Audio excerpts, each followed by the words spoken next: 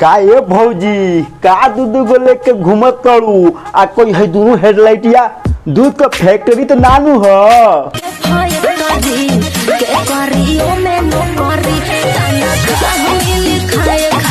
का है तो आ दोनों गोलका मवा दूध का फैक्ट्री समझ रहे हो। और अभी तो रुको, क्लाइमैक्स अभी बाकी। तो ये भौजी नीचे वाला पक्का तुम्हारा कारखाना हो।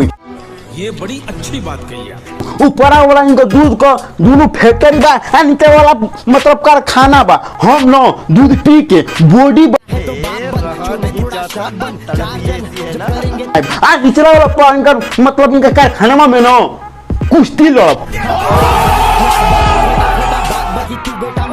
इतने शानदार विचार रखते हैं।